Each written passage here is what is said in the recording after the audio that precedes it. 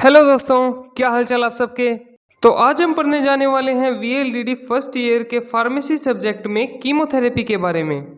Chemotherapy chemotherapy क्या होता है दोस्तों? The treatment of disease caused by bacteria, fungus and virus.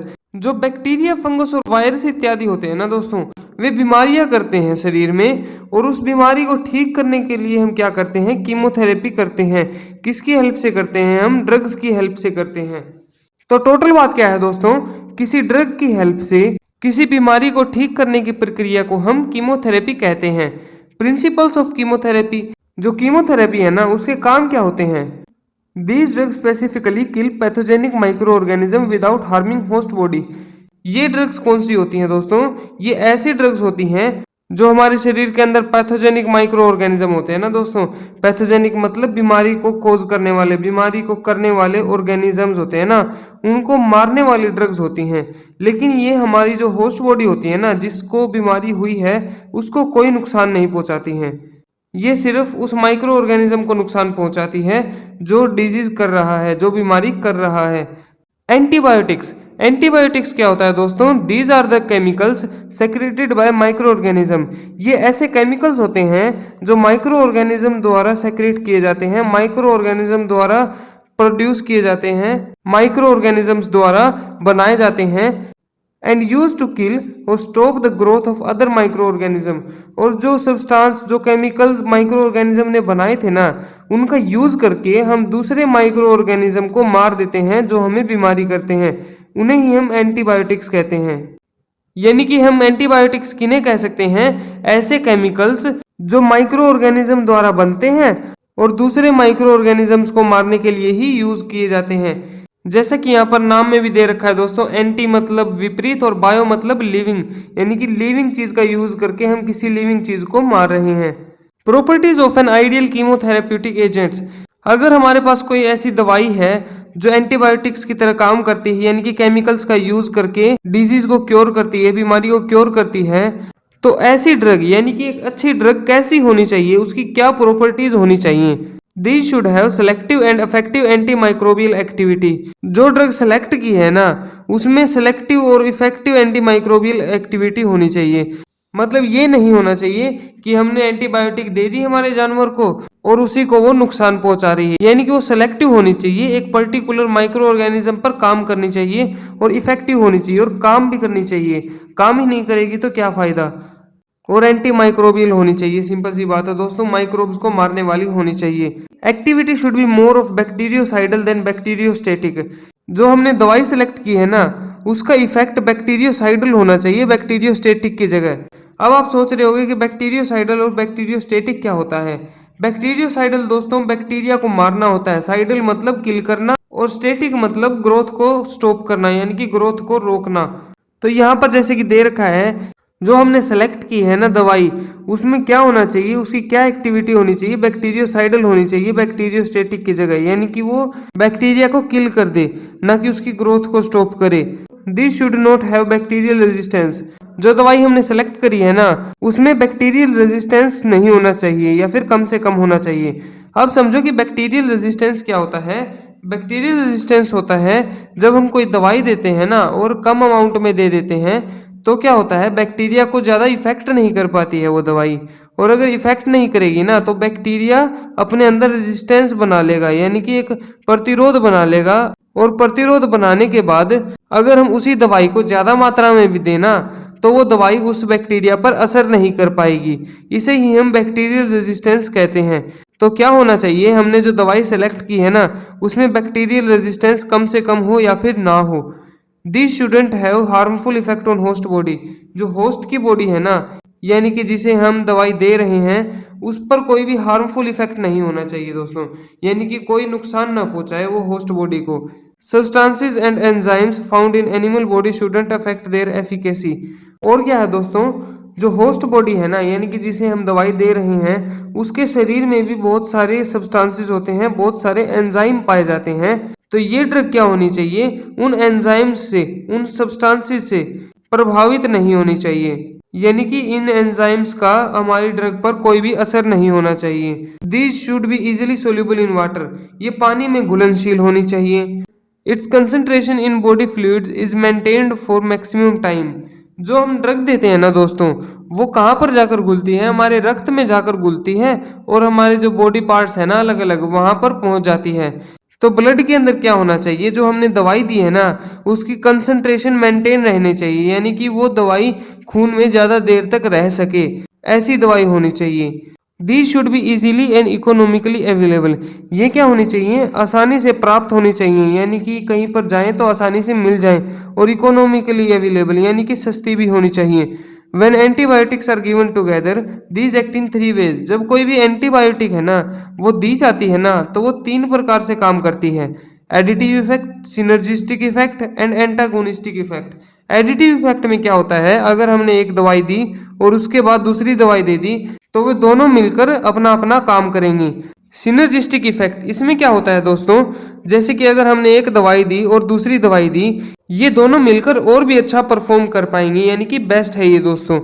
Antagonistic effect क्या होता है? एंटा मतलब विपरीत। जैसे कि हमने एक दवाई दी और दूसरी दवाई दी, और वे एक दूसरे के एंटागोनिस्ट काम कर रही हैं, यानी कि एक दूसरे के विपरीत काम कर रही हैं, तो रिजल्ट क्या होगा? हमारा कम निकलेगा, यानी कि होस्ट बॉडी पर इफेक्ट कम होगा इसका।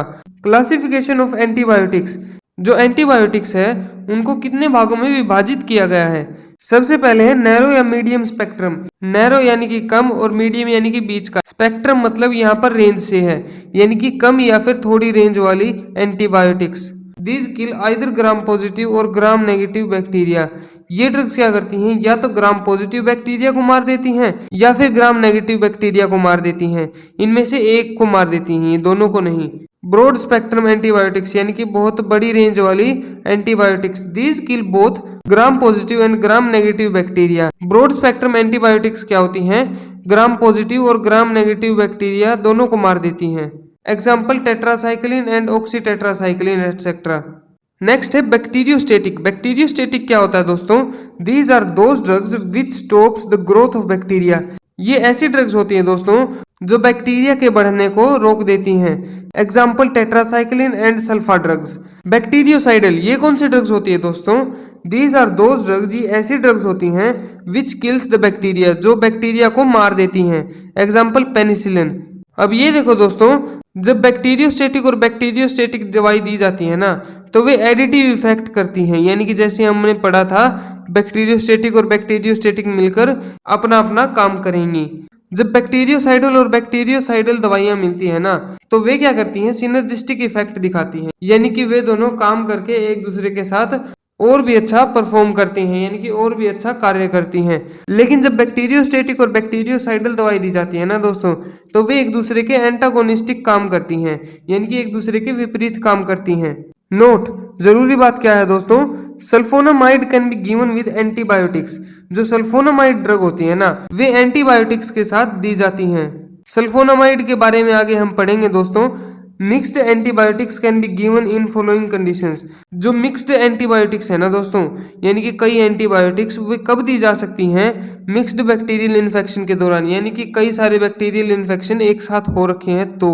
To delay the rate of bacterial resistance. जो बैक्टीरियल रेजिस्टेंस है ना दोस्तों, जो बैक्टीरिया की प्रतिरोधक क्षमता है ना, उसको डिले कर सकें। यानी कि इसके कहने का मतलब क्या है कि जब हम मिक्स्ड एंटीबायोटिक्स देते हैं ना, तो जो बैक्टीरिया रेजिस्टेंस पैदा करता है ना, जो बैक्टीरिया प्रतिरोध पैदा करता है, वो पैदा ना कर पाए जल्दी से, उसको डिले कर दे, यानी कि उसको बाद में शिफ्ट कर दे, उसको देर कर दे ऐसा करने में। To enhance therapeutic efficacy. जो थेरेप्यूटिक एफिकेसी है ना, यानी कि जो ड्रग हमने दी है उसके असर को होस्ट बॉडी में बढ़ाया जा सके। टू रिड्यूस टॉक्सिसिटी, ताकि टॉक्सिसिटी को कम किया जा सके। कई ड्रग्स क्या होती हैं दोस्तों, जो जानवर है ना उसके शरीर में जाने के बाद टॉक्सिसिटी कर देती हैं, यानी कि किसी चीज को अति में कर देती है, बहुत ज्यादा कर देती है। उसको कम करने के लिए मिक्स्ड एंटीबायोटिक्स देते हैं। बैक्टीरिया, बैक्टीरिया दो टाइप के होते हैं दोस्तों, ग्राम positive and gram negative bacteria. वैसे तो ये बहुत बड़ा टॉपिक है दोस्तों, लेकिन आपके लिए याद रखने वाली चीज कौन सी है? जो ग्राम पॉजिटिव बैक्टीरियाज होते हैं ना, उनकी सेल वॉल जो होती है वो 70% ग्लाइकोप्रोटीन से बनी होती है, और जो ग्राम नेगेटिव बैक्टीरिया होते हैं ना, उनकी सेल वॉल लिपिड पॉलीसैकेराइड से बनी होती है। ये रट लो या याद कर लो दोस्तों, ये याद कर लेना, हो सकता है आ जाए पेपर में। Resistance of microbes to anti microbial agent. तो इसमें हम क्या पढ़ेंगे, जब हम कोई एंटी माइक्रोबियल एजेंट देते हैं ना, जब हम कोई ड्रग देते हैं तो उसके अंदर रेजिस्टेंस यानी कि प्रतिरोध कैसे पैदा होता है। सबसे पहले आता है दोस्तों नेचुरल रेजिस्टेंस। इसमें क्या होता है दोस्तों, some disease are found in some animals. कुछ डिजीज क्या होते हैं, कुछ बीमारियां क्या होती हैं, कुछ चुनिंदा जानवरों में पाई जाती है, and not found in some other animals, और बाकी जानवरों में नहीं मिलती है। Like this in some bacteria, इसी तरह कुछ बैक्टीरिया में the metabolic process is not occur where the drug can effect. जो मेटाबॉलिक प्रोसेस होती है ना दोस्तों बैक्टीरिया में, वो होती ही नहीं जहां पर हमारी ड्रग इफेक्ट कर सके, जहां पर हमारी दवाई असर कर सके। These bacteria are resistance to those medicine. जो इस टाइप के बैक्टीरिया होते हैं ना, जिनके अंदर मेटाबॉलिक प्रोसेस नहीं होती, उनके अंदर प्रतिरोध होता है यानी कि रेजिस्टेंस होता है ऐसी दवाइयों के खिलाफ। अगर हमने मेडिसिन दी है ना दोस्तों बैक्टीरिया के मेटाबॉलिक प्रोसेस को रोकने के लिए, तो वो काम तो करेगी बाकियों में, लेकिन ऐसे बैक्टीरियाज के अंदर वो काम नहीं कर पाएगी, क्योंकि ऐसे बैक्टीरियाज के अंदर मेटाबॉलिक प्रोसेस हो ही नहीं रही है। एक्वायर्ड रेजिस्टेंस क्या होता है दोस्तों, एक्वायर्ड का मतलब होता है प्राप्त करना। Once a drug work but not again. अगर एक बार कोई दवाई काम करती है ना, तो वो दोबारा नहीं करती। This is due to mutation, transduction etcetera. ये क्या होता है दोस्तों, ट्रांसडक्शन आप याद ना रखो तो ना रखना, म्यूटेशन जरूर याद रख लेना, ये इंपॉर्टेंट है। तो इसमें क्या दे रखा है, जब हम कोई ड्रग देते हैं ना, तो वो दोबारा काम नहीं करती है। क्यों नहीं करती है, क्योंकि जब हमने ड्रग दी थी ना, तो उस बैक्टीरिया ने उस ड्रग के खिलाफ रेजिस्टेंस पैदा कर लिया यानी कि प्रतिरोध पैदा कर लिया, और अपने अंदर म्यूटेशन कर लिया यानी कि अपने अंदर बदलाव कर लिया। इसी के कारण वो दोबारा काम नहीं करेगी उसी बैक्टीरिया के ऊपर। Dependence resistance, Mycobacterium tuberculosis will more grow if it found streptomycin. जो माइकोबैक्टीरियम ट्यूबरक्यूलोसिस है ना, ये बैक्टीरिया है दोस्तों, अगर इसको स्ट्रिप्टोमाइसिन मिल गया ना, जो स्ट्रिप्टोमाइसिन ड्रग है वो मिल गई, तो ये और भी ज्यादा ग्रो करेगा। Because these antibiotics are used for the growth of bacteria. क्योंकि ये जो एंटीबायोटिक है ना दोस्तों, ये बैक्टीरिया के ग्रोथ के लिए रिस्पॉन्सिबल होती हैं, ये बैक्टीरिया की ग्रोथ करवाती हैं। इसे ही हम डिपेंडेंस रेजिस्टेंस कहते हैं, यानी कि जो हमने दवाई दी उसी पर डिपेंड हो गया ये बैक्टीरिया। बैक्टीरियल सेंसिटिविटी, ये क्या होता है दोस्तों, this is measured by two ways. ये दो प्रकार से मापा जा सकता है। फर्स्ट है by serial tube dilution test, and second है अगर कप और अगर प्लेट और फिल्टर पेपर डिस्क मेथड। ये मेथड दोस्तों वैसे ज्यादा इंपॉर्टेंट है नहीं, नाम याद रख लेना वही बहुत है।